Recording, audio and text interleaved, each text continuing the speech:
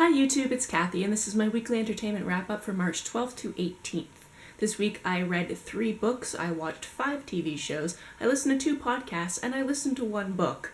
But I have 2 audiobooks to talk about. I'll explain more about that in due time. First this week I finished I Contain Multitudes by Yong. This book is about microbiomes, and I am not well read in microbiology, but regardless, this book was fascinating. There's tons of medical jargon in this book, but it was broken down in a way where I wasn't often lost to the science being described. I wouldn't ace a midterm from the knowledge I retain from reading this, but if you have even a passing interest in the complexity that is every living thing, I would recommend this book. This week I also read Stories from Vinyl Cafe by Stuart McLean. This Canadian author recently passed away, so my book club decided to honor his life by reading some of his stories. This was my first introduction to McLean's work, and maybe if I had grown up listening to it because it was originally a CBC broadcast, it would mean more to me. As it stood, this was a collection of vaguely connected stories that often miss the mark on teachable moments and miss the mark on having likable characters. I didn't hate reading this bit of history, but the main family that appears in this book is not one I would want to emulate either. This week I also read Queer, A Graphic History by Meg-John and Julia Scheele. Something tells me that even saying that in a video means that this video will not be available in YouTube restricted mode. If you have no idea what I'm talking about, check out Rowan Ellis's recent video linked in the doobly-doo. This graphic novel really is a crash course in the history and terminology of queer theory, queer activism, and queer representation. It includes recommended reading lists as it's meant to be an introduction to these topics, and covers a wide range of information in a very quick format.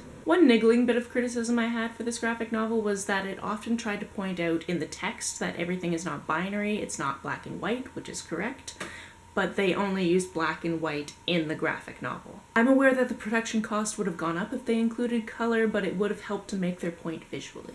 In weekly television, I watched the 2nd episode of Survivor and the 6th episode of Scandal in each current season. I'm not used to having to wait for the next episode to come out, but I watch Survivor the day after it airs on Global TV's website, and Scandal is updated weekly on Netflix. I like to be able to control the pace at which I consume my media, which is why I watched the entire 11th season of Bones this week. The biggest problem I have with watching the most current season of a show on Netflix is having to wait for the inevitable cliffhanger to be resolved.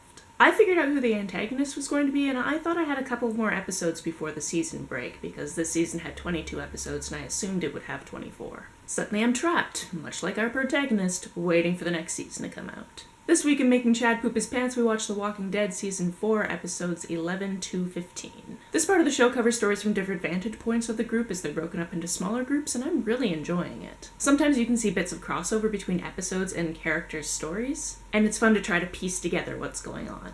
I also watched the first 4 episodes of Private Practice because I ran out of other readily available Shondaland shows. This one isn't even on Netflix, so I rented it from the library. The entire first season is only 9 episodes. The show has a much slower pace than Grey's Anatomy, but you also get to know the main cast much quicker. This week I listened to Welcome to Night Vale, and they announced their 2nd book, It Devours, so I know what I'm doing on October 17th. I've talked about this podcast before, so be sure to go through the playlist of weekly entertainment wrap-ups if you missed that one. This week I also listened to a few episodes of The Allusionist, in which Helen Zaltzman makes words work smarter, not harder. It's an etymology podcast, and I'm nearly caught up. I'm finished 2016 anyway. And I've been known to stop this podcast in my break room, just spout random word knowledge at whoever happens to be in my eyeline. If you like learning about words, check it out. This week I listened to A Natural History of Dragons, the first in the Lady Trent series by Brennan. I believe I first saw this in one of Kirsty's wrap-ups, and I adore it. Think of a novel set in Victorian England. Now move everything about that society to a fictional land with different place names, and add dragons and covert wealthy class feminism. That's this series.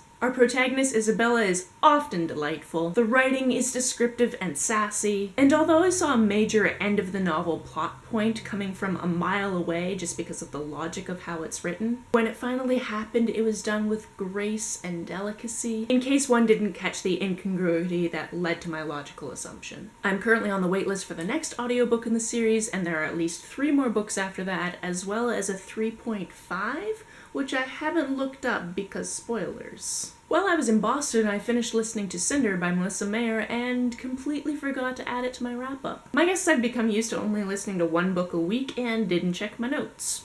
Whoops. Cinder is a retelling of Cinderella in a future that includes androids, and I was here for it. Some of the plot was predictable, but it attempted to throw the reader off the trail, and I didn't see other plot points coming. So all in all, it was a fun read, and I will eventually continue the series. That's it for this week. If you've watched, read, or listened to any of these, let me know about it down in the comments below. On the way down in the comments, if you hit that subscribe button, that would be very nice of you. You can like and share this as you see fit, and I will see you next week. Bye!